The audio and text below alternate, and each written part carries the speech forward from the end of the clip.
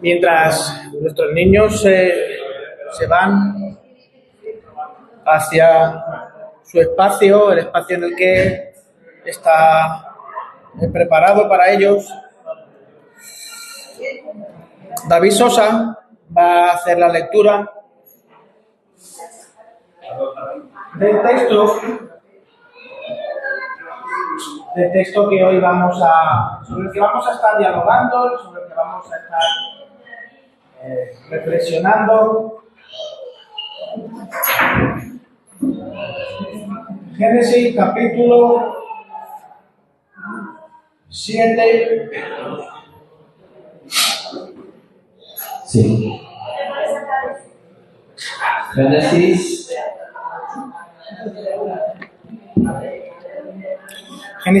7.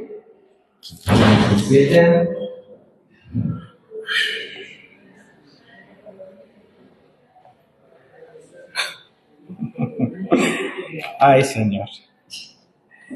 Del versículo 6 hasta el 24.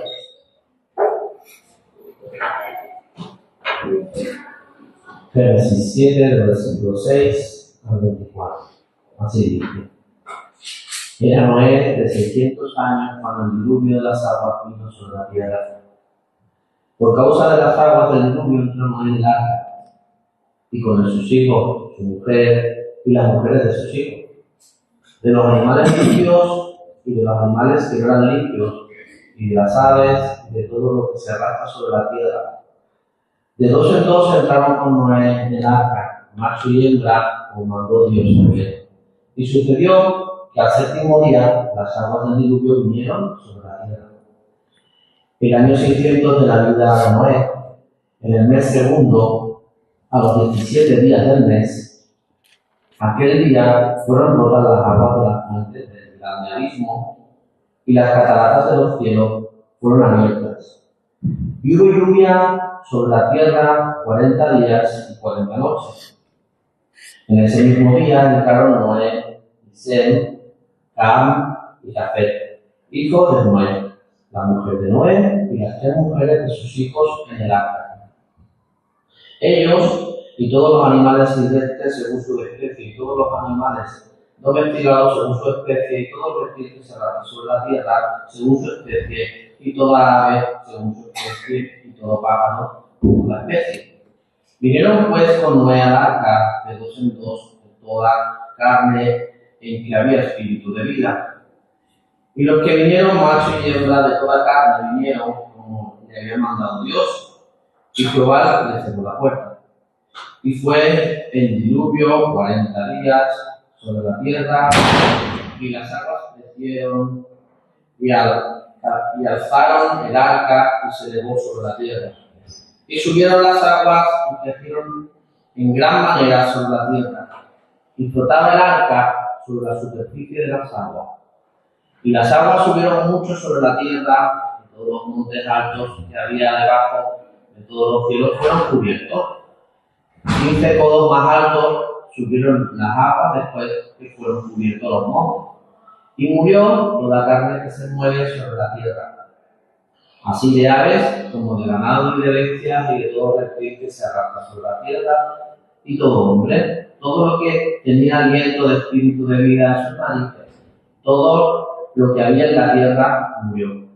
Así fue destruido todo ser que vivía sobre la faz de la tierra, desde el hombre hasta la bestia, los reptiles y las aves del cielo. Y fueron raídos de la tierra y quemó, y quedó solamente Noé y los que con él estaban en el arca.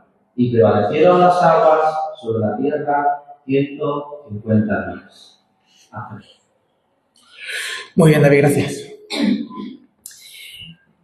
Cuando nos acercamos a la Biblia y miramos el índice, no sé si alguna vez lo habéis hecho, por curiosidad, ¿no? No sé, si por curiosidad o al principio, cuando uno empieza a meterse en esto de leer la Biblia por primera vez, ¿no? Hacer lo que a veces se suele hacer con cualquier libro, pues va al índice para saber un poco cuál es el contenido de ese libro, ¿no? Pues se ve que claramente está dividido en dos grandes partes. el Antiguo Testamento y el Nuevo Testamento.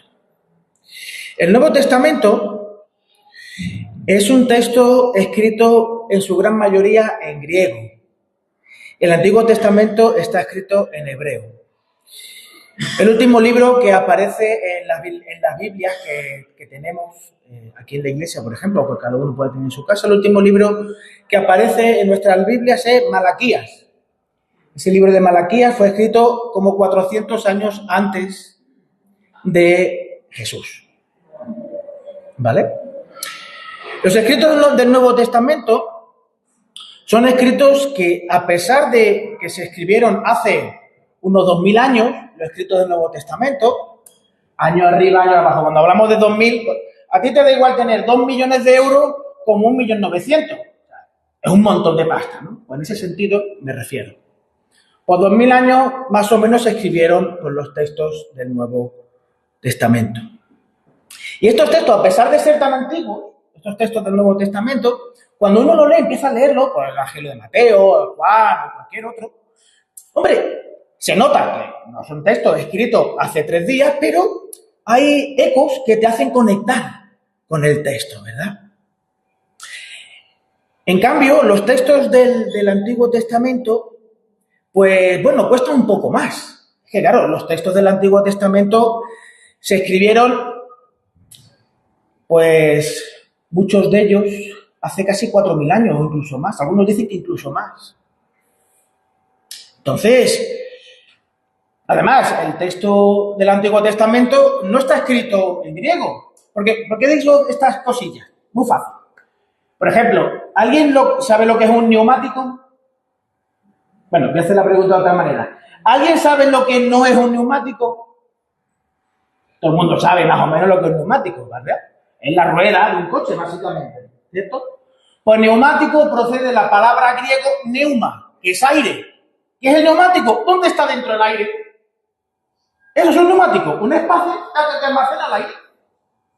¿Me explico? O sea, no hay tanta distancia entre el griego y nosotros.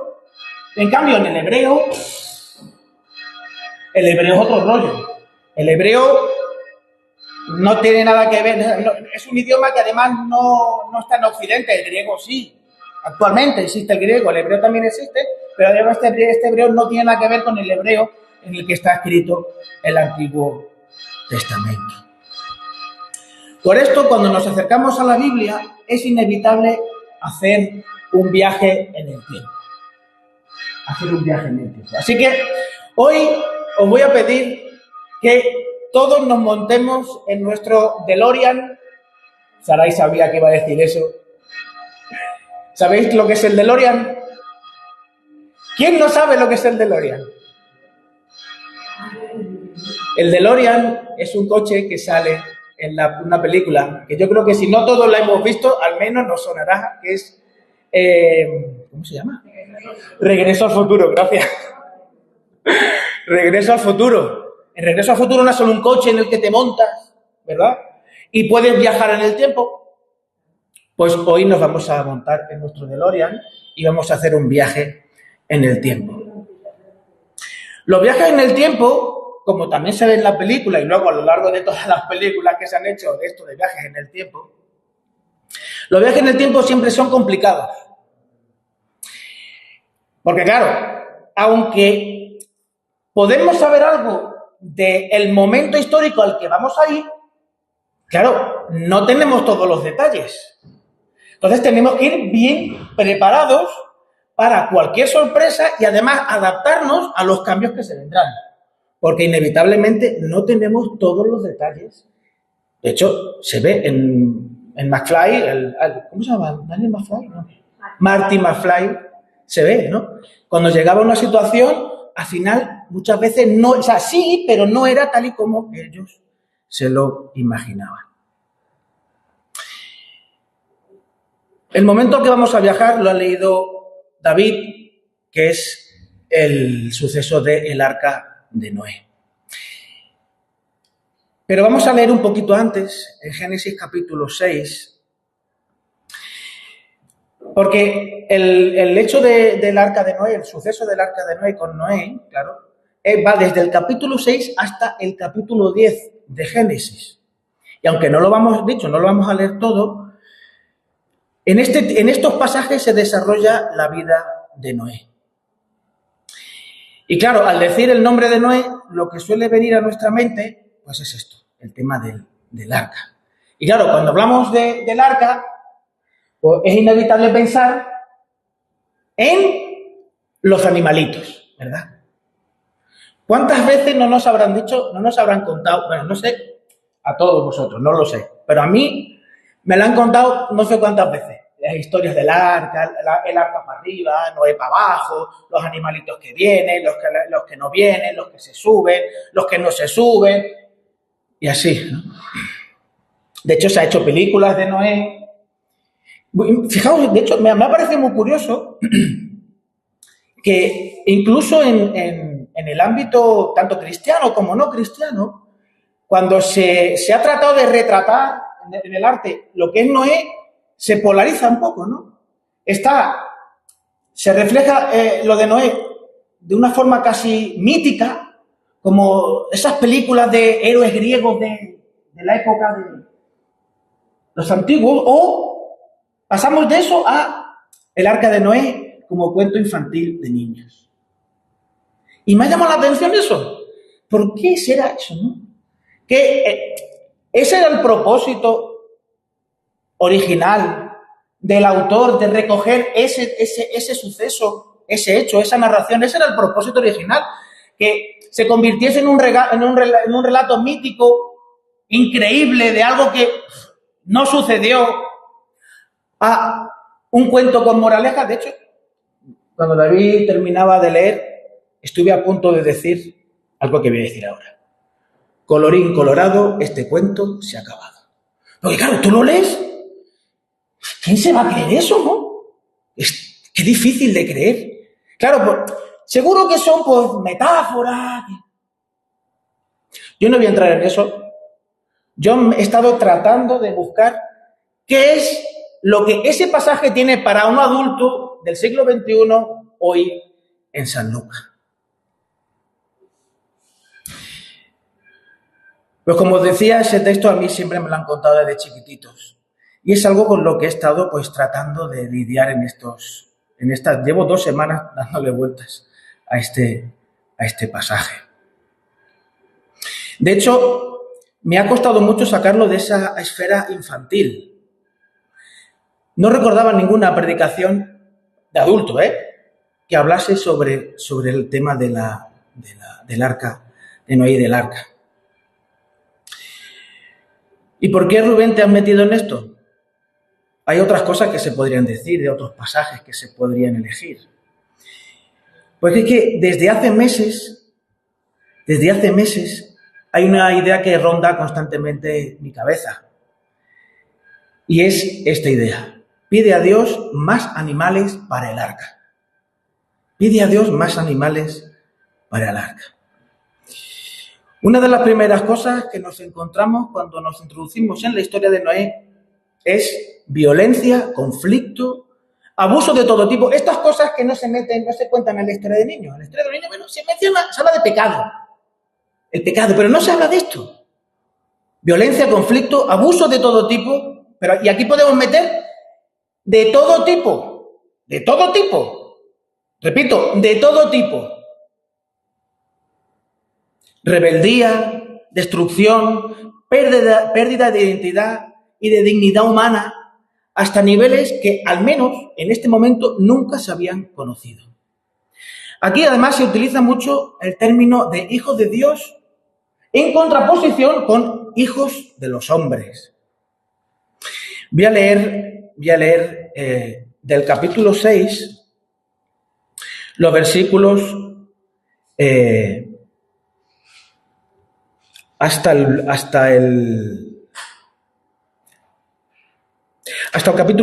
versículo 2, capítulo 6, versículos 1 y 2. Y aconteció que cuando los hombres comenzaron a multiplicarse sobre la faz de la tierra y les nacieron hijas, los hijos de Dios vieron que las hijas de los hombres eran hermosas y tomaron para sí mujeres de entre todas las que les gustaban. Versículo 3. Entonces el Señor dijo, no contendrá mi espíritu para siempre con el hombre, porque ciertamente él es carne, serán pues sus días 120 años. Versículo 4 explica un montón de situaciones que pasaban en aquel momento, grandes héroes, grandes gigantes, figuras mitológicas. Y es impresionante observar, eso lo vamos a ver ahora, cómo estos hechos tan brutales y destructivos, que se describen mucho mejor en los versículos 11 y 12 del capítulo 6, cómo estos sucesos afectan a Dios. A nosotros también, pero a Dios.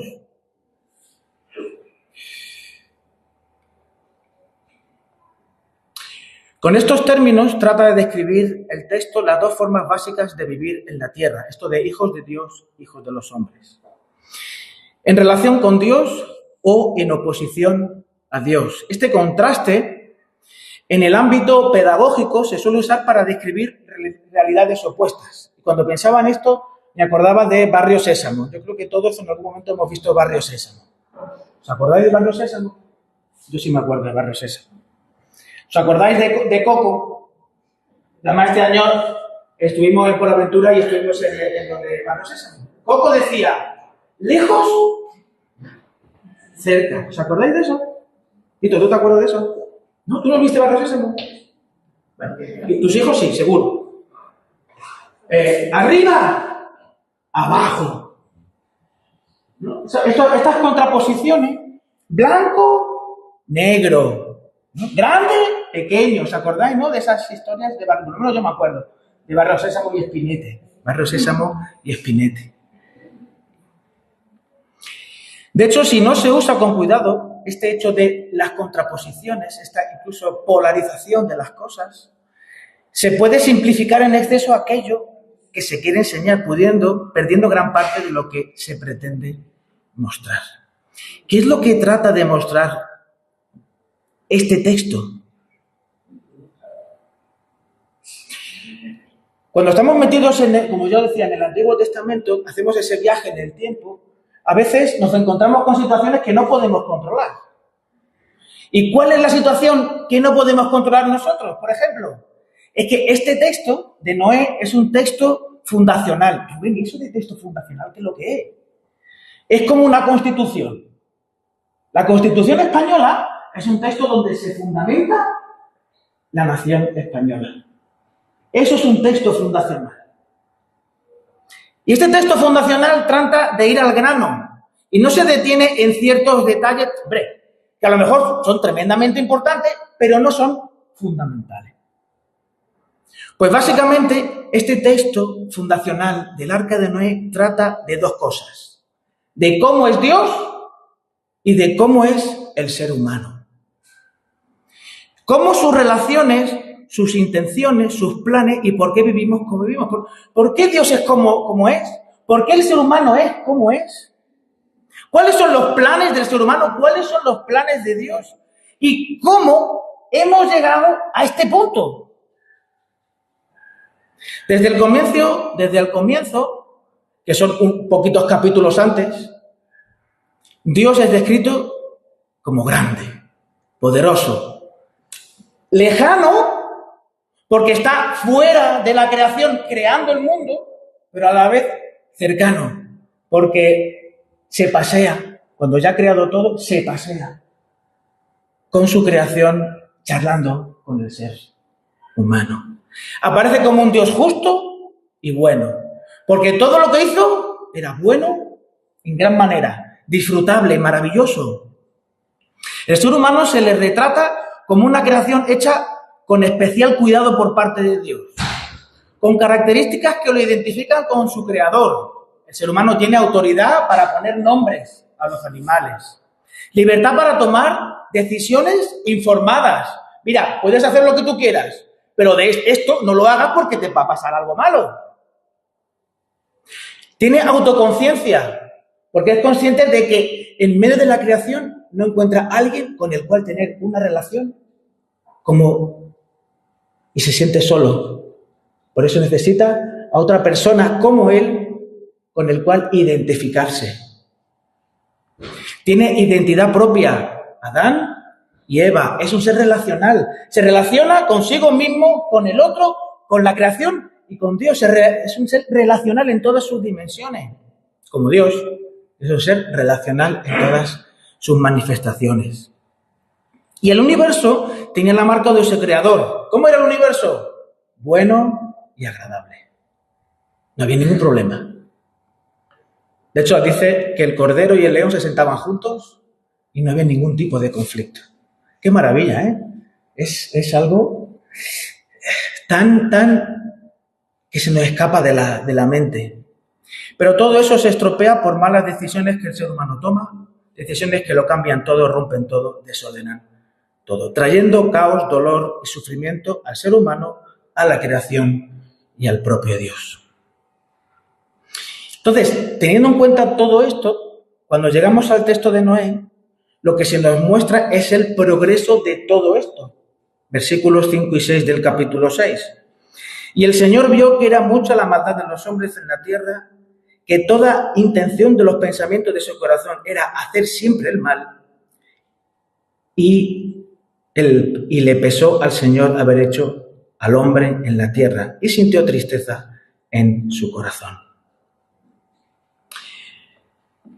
En estos versículos se deja claro el deterioro del ser humano por seguir la maldad presente en su interior. Y por otro lado, muestra el sufrimiento de un Dios bueno que ve en lo que se está convirtiendo todo y que parece que no puede hacer nada. No sé si os ha pasado a vosotros, pero yo en alguna ocasión, cuando he visto, ¿no? En la tele o incluso en primera persona, o lo he sufrido o vivido yo mismo, alguna situación de sufrimiento, yo he pensado, lo he comentado con el Señor, a veces no de una manera amable y sonriente. Dios, ¿cómo es que no haces nada? ¿Cómo es que no haces nada? De hecho, en alguna ocasión he estado en conversaciones con personas que dicen, si Dios existiera y fuera bueno, no permitiría todas estas cosas malas que pasan. Estas preguntas, estas afirmaciones están detrás de este relato de Noé. ¿Cómo actuará Dios, un Dios bueno que está sufriendo, viendo cómo todo lo que Él ha hecho se está yendo al traste? ¿Cómo va a actuar? ¿Qué hará Dios en una situación así?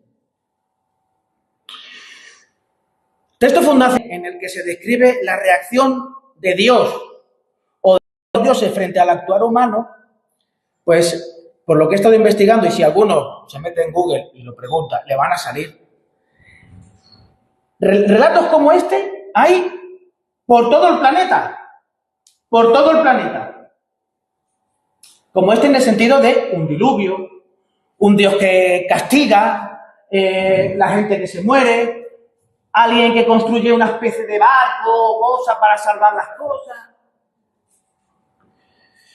Los expertos y los historiadores, los arqueólogos, colocan a Noé en Mesopotamia, en el Próximo Oriente. ¿Dónde es eso? ¿Lo veis? Pues mira, por la zona de Egipto más o menos, entre el Tigris y el Éufrates, por esa parte de ahí, ¿vale?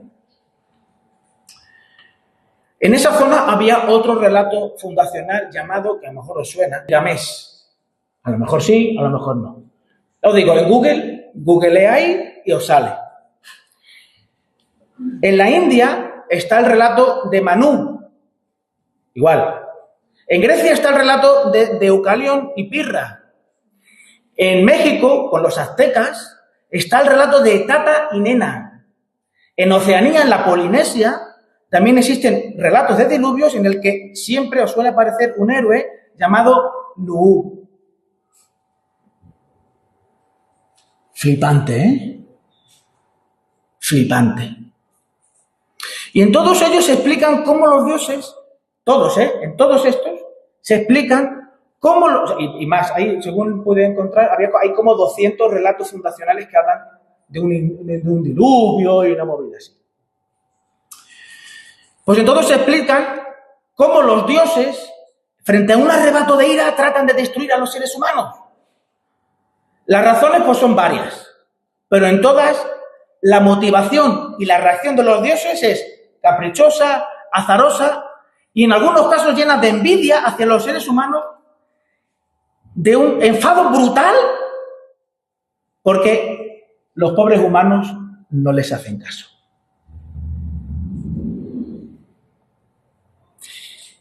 Muy distintas son las razones expuestas por el texto del que Noé es protagonista. ¿Cuáles son las causas? Que Dios sufre. Dios no tiene envidia. Dios no está arrebatado de ira, deshecho fuera de sí. No. Dios tiene pena por lo que los seres humanos, por lo que la propia creación está sufriendo y no puede escapar. Dios siente pena.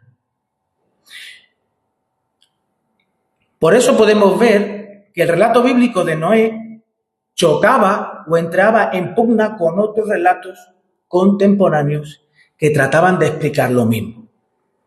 Lucha espiritual e ideológica que trata de explicar quién es Dios y el ser humano. Pues esta lucha de tratar de explicar a través de una narrativa quién es Dios y quién es el ser humano no es algo nuevo. Hoy en día seguimos luchando. Seguimos escuchando narrativas alternativas que nos tratan de decir quién eres tú y cómo los dioses, el cosmos, la espiritualidad define quién eres y lo que debes de hacer. Y además deja claro que esto es algo que siempre ha existido. La lucha cultural trata siempre de dar respuesta a las preguntas de la vida que constantemente en nuestro presente vivimos. De hecho, la palabra cultura tiene como raíz la palabra culto. Por tanto, la cultura es aquello que la sociedad, las personas, las familias consideran dignas de ser consideradas como lo esencial, que dan sentido a lo que somos y explican cómo hemos de ser, cómo hemos de comportarnos. Uno de los requisitos fundacionales hoy día es la libertad personal a cualquier precio. Por encima de quien sea y de lo que sea. De hecho, en la puerta del cole escuché a una mamá decir a su niño: tú nunca pidas perdón. Tú nunca pidas perdón. Tú siempre por encima. Yo me quedé flipado.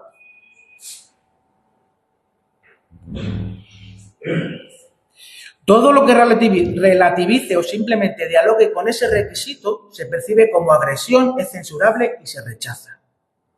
¿Cómo actuará Dios en una situación como esta? Así, ¿cómo actuará Dios? En el relato de Noé se ve claramente que Dios busca erradicar el mal de raíz y a la vez que trata de preservar la vida. Génesis 6, 7 y 8. Y el Señor dijo: borraré de la faz de la tierra al hombre, que he creado desde el hombre hasta el ganado, los reptiles, las aves del cielo, porque me pesa haberlos hecho. Mas Noé halló gracia ante los ojos del Señor. Hay un refrán español que dice: muerto el perro, se acabó la rabia, ¿verdad? Pero como vamos a ver un poquito más adelante, la rabia no se acabó. Aunque el perro se murió, la rabia no se acabó. Justo aquí aparece Noé como una persona que en medio de la situación mundial, y digo mundial porque estos relatos que engloban una forma de explicar quién es Dios y cómo eres tú, también estaban en el momento en el que Noé estaba viviendo, Moisés estaba escribiendo. Justo aquí aparece como una persona en que en medio de la situación mundial de violencia, destrucción, corrupción y maldad, una persona que según los versos del capítulo 6 de Génesis, pues mantiene una relación con Dios cercana y estable. Dice el versículo 9 del 6. Estas son las generaciones de Noé. Noé era un hombre justo, perfecto entre sus contemporáneos. Noé andaba con Dios. Podemos entrar a desglosar un poco más todas estas características, pero hay una cosa que sobre todo, además lo hemos cantado en la última canción, caminar en el parque, ¿no? Quiero caminar por el parque. Y explicaba situaciones esta canción, situaciones de la vida cotidiana en las que el protagonista, o sea, el que canta la canción, le pide a Dios que forme parte de su vida en la vida cotidiana. Caminar con Dios, tener una relación con Dios, vivir con Dios, no como algo puntual de domingo o cada vez que me acuerdo cuando tengo una necesidad, no, sino un caminar con Dios. Hay otra persona que se dice que también caminó con Dios, que caminaba con Dios, y era Enoc.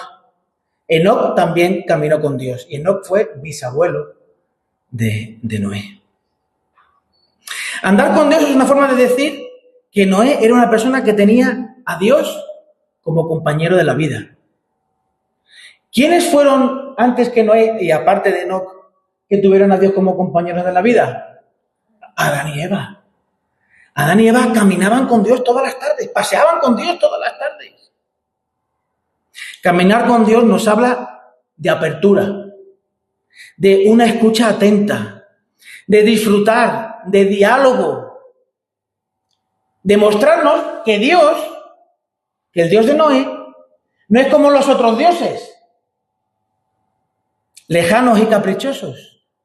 Dios es un Dios cercano que le importa tu vida, que le importa nuestra vida, le importa la vida de Noé. Mira a Noé tan de cerca que es capaz de caminar con él y de saber cómo es Noé. Dios le da indicaciones de construir un arca, cosa que no nos vamos a meter. Solamente os la quiero decir en metros, que cuando lo he estado mirando es una pasada, ¿eh?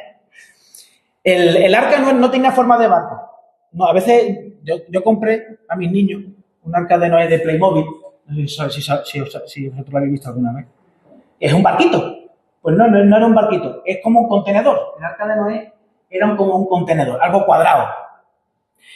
Tenía 135 metros de largo, 22 metros y medio de ancho y 13 metros y medio de alto. Y claro, en la película de Noé, esta que tuvo muchas polémicas y no sé qué, estuvieron construyendo, pues claro, para poder hacer la peli, construyeron un tercio según utilizando estas medidas, un tercio de lo que es el arca, con sus diferentes plantas y demás. Y más de 100 personas tardaron 6 meses. Noé estaba él y sus chiquillos. ¿Cuánto tardaría Noé en hacer eso? 100 años. Se ronda sobre esa fecha. Habéis visto 80, sobre 100 años. 100 años. Y además, una cosa aún más flipante aún. Según el registro del Génesis hasta ese momento, no había llovido nunca sobre la tierra. ¿Y cómo se regaban las plantas, no? Pues por una serie de vapores, ¿no?, que se levantaban, como una especie de niebla que se levantaban. ¿Eso era suficiente? Pues aparentemente sí. Aparentemente sí. Yo he estado, me imagino que vosotros también, pero yo he estado en algunos lugares en los que desde que te levantabas hasta que te acostabas, estabas sudando. Hacía 40 grados, no, Rubén, hacía una humedad exagerada. ¿Y cómo eran esos lugares? Exuberantes de verde. Exuberantes de verde. A ver, que también llovía, ¿eh? Eso sí que también llovía. Pero construir algo tan grande en medio de un sitio en el que ni siquiera el mar está cerca, pues mira, si el mar estuviera cerca, mira, una canoa se sale.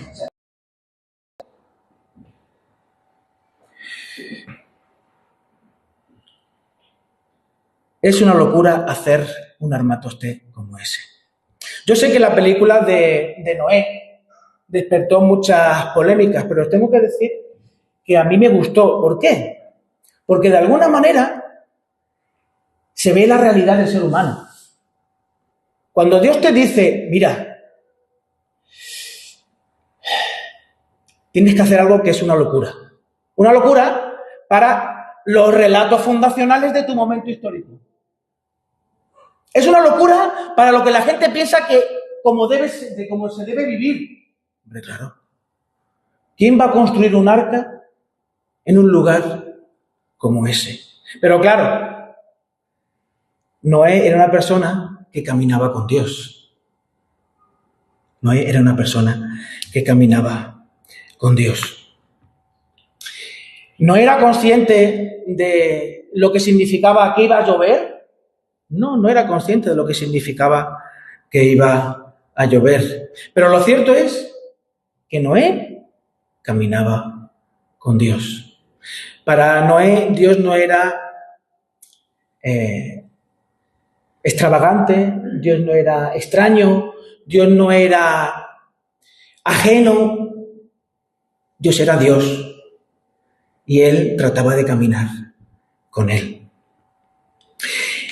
Una de las cosas que hay en el relato del arca, cosa que vamos a ir pasando por encima para ir avanzando, porque ya se nos va la hora, es que una de las primeras cosas que Dios hace cuando Dios crea la tierra es separar, ¿verdad?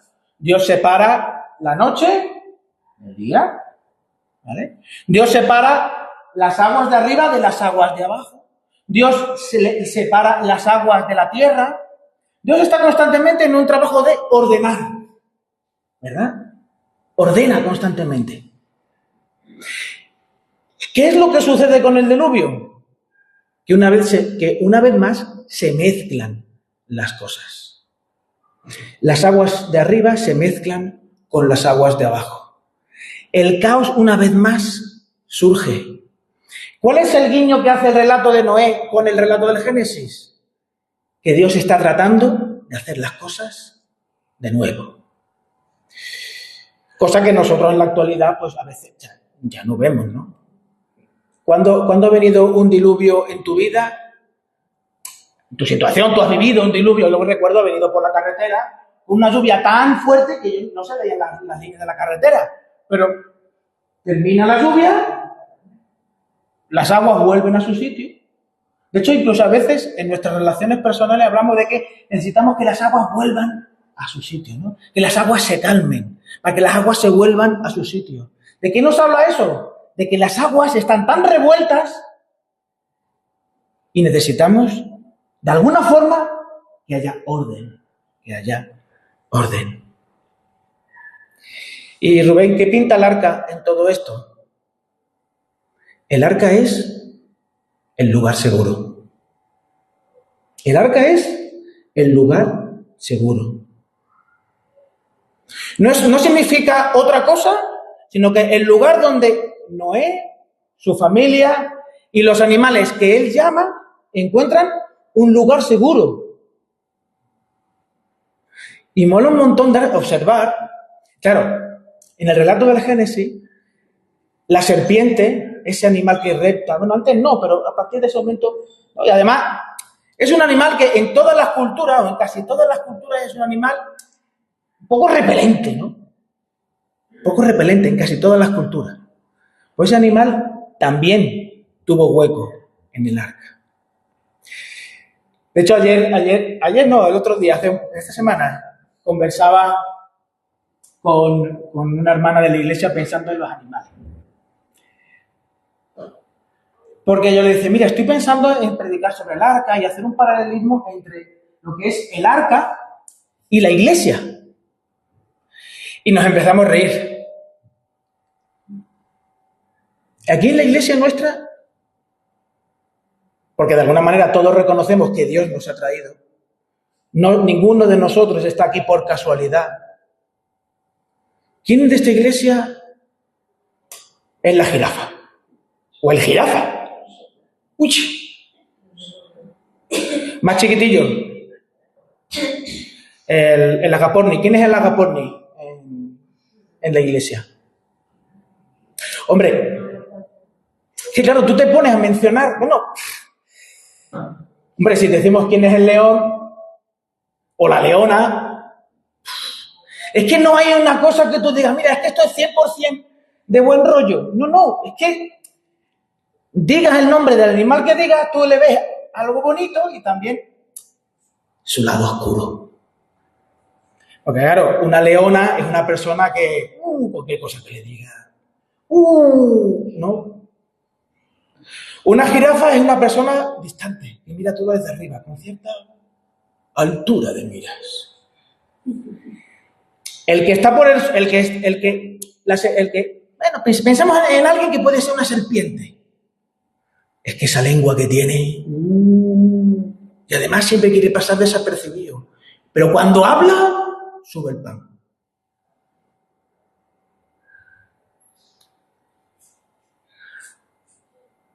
A Noé le da igual.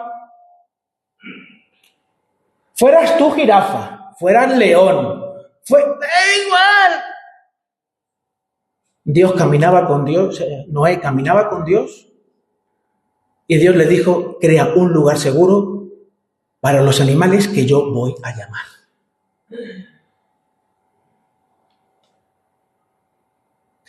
Claro, Rubén, pero Noé, claro, si tú sigues leyendo, claro, Noé caminaba con Dios, podría ser muy chuli, ¿no? Caminar con Dios, qué pasada. Noé tuvo que ser un tipo bastante buena persona. Tipo justo, honesto, ¿verdad? Una persona confiable. Una persona de la que tú la ves por la calle y dices, yo con este tío voy, o con esta persona voy, o con esta familia yo me siento a comer y no hay problema. Lo que haga falta. Lo que haga falta. Hay un texto que es Gálatas 5, porque claro, inevitablemente, para poder montarnos en nuestro DeLorean y poder viajar a los sitios que son tan lejanos en el tiempo, necesitamos un buen piloto en el DeLorean. Porque si yo me monto en el DeLorean y yo conduzco, yo no sé vosotros, pero yo confío más en alguien que conozca eso de viajar en el tiempo, controle el tema de viajar en el tiempo, ¿no?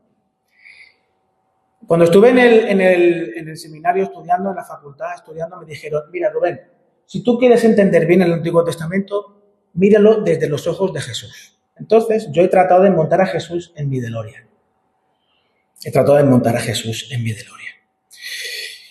Y hay un pasaje, como os decía, Gálatas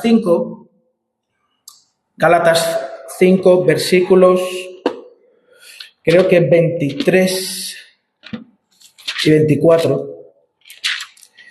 que lo estudiamos esta mañana en el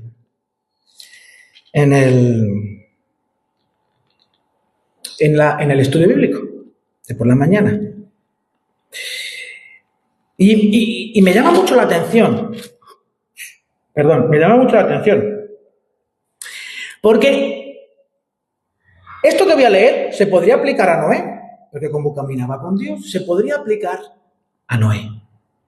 Mas el fruto del Espíritu es amor, gozo, paz, paciencia, benignidad, bondad, fidelidad o fe, mansedumbre, dominio propio. Contra tales cosas no hay ley, no se puede. Eso, si tú eso lo haces y lo vives, nadie te puede condenar. Pues los que son de Cristo Jesús han crucificado la carne con sus pasiones y deseos. Si vivimos por el Espíritu, andemos también por el Espíritu. No nos hagamos vanagloriosos, provocándonos unos a otros, envidiándonos unos a otros. Cuando Pablo escribe esta carta, está trasladándole a la iglesia cómo ha de vivir un verdadero cristiano, lo que tiene que experimentar un cristiano, una persona que camina con Dios. Y claro, cuando uno piensa eso, dice, madre mía, qué pasada, ¿no? Encontrar un lugar seguro donde están personas que viven y experimentan esto. Qué pasote, ¿no, Pedro? Qué gozada, ¿no, tío? Es que sería, el cielo sería un lugar donde quiero estar y no me quiero ir. Sin embargo, el versículo 26, a mí por lo menos, me pone los pies en la tierra. No nos hagamos vanagloriosos, provocándonos unos a otros, envidiándonos unos a otros.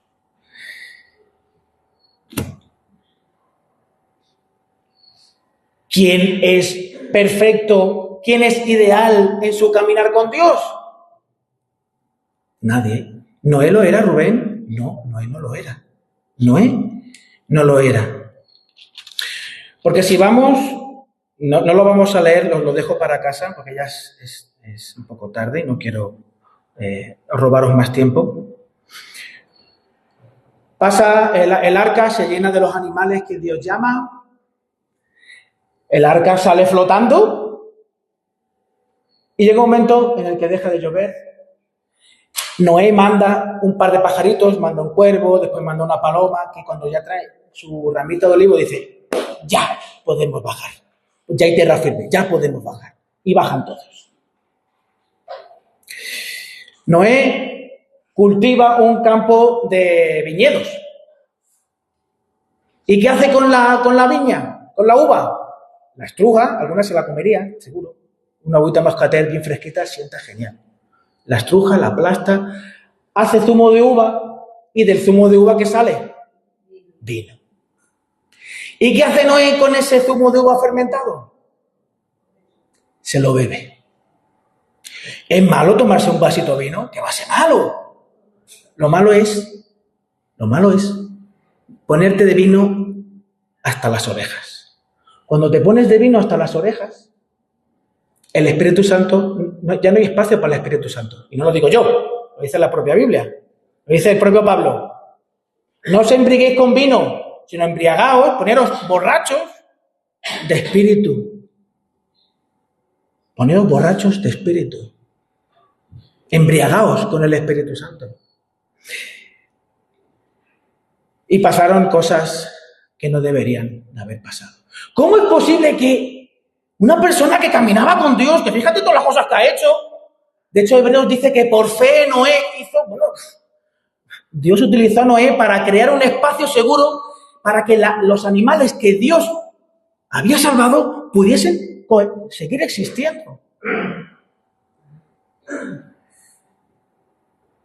Ese lugar seguro está lleno de imperfecciones, porque está lleno de animales y personas imperfectas, con las que personas con las que todos los días tienen que bregar, con realidades que notan en su interior y necesitan poner, como cantábamos. A mí me gustaría que se volviese a cantar otra vez esa canción, pero seguro que tenéis otra preparada. Porque al final,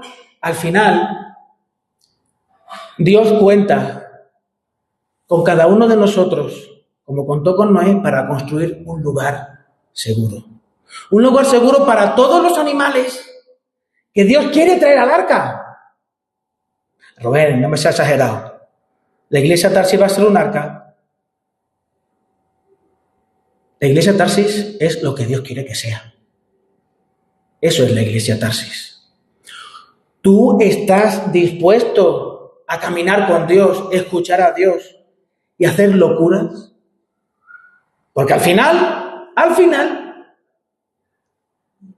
el relato del arca de Noé nos desafía a ser una respuesta a las preguntas que la gente tiene acerca de Dios.